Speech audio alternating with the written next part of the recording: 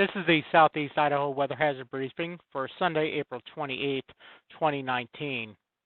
On the weather map this morning, we have a cold front that is moving through the region. It is mainly coming through the area dry, but some isolated rain or possibly some snow showers is possible throughout the day today. Doesn't look like the chances are real good, but if you do happen to see a snow shower, it won't last very long and should be very, very light at most. The big thing you will notice today is the temperatures are going to be much cooler with highs mainly in the 40s across much of the region.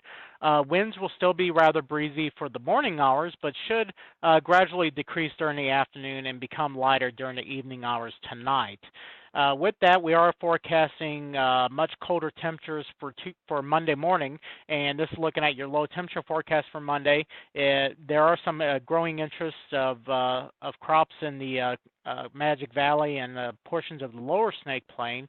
The growing season hasn't quite hit the upper Snake Plain yet, but there are some crops that could be sensitive to these cold temperatures tonight in those areas, so just keep that in mind for the temperatures Monday morning. On Monday, we do have a very weak low pressure system that will be developing over the Idaho Central Mountains region. We are expecting a little bit of light snow there and maybe even up towards the Island Park region.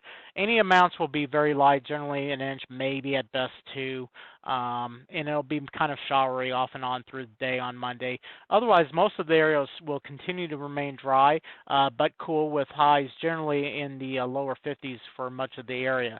And still cool as we go into Tuesday morning with many low temperatures in the 20s or low 30s.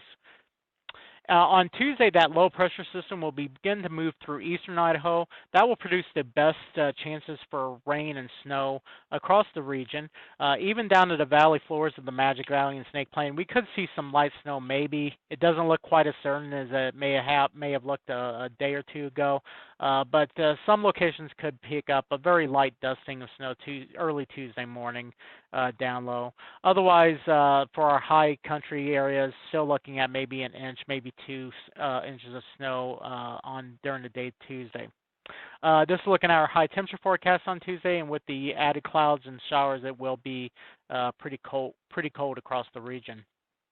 So now we're going to switch gears and move on to our river situation. And anywhere you see greens and blues here on the map, that's where we have our rivers reasonably behaving themselves. Where you start seeing the yellow triangles, that's where we have the rivers at bank full stage. And where you have the oranges, this is where we have our rivers that are currently in flood.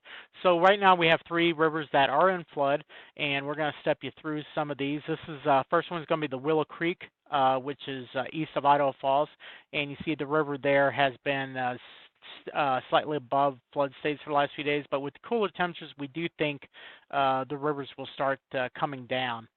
This is looking at the Blackfoot River above the reservoir, Blackfoot Reservoir, and this is starting to come down, and especially with the cooler temperatures, we are looking for that to come down in the next day or two.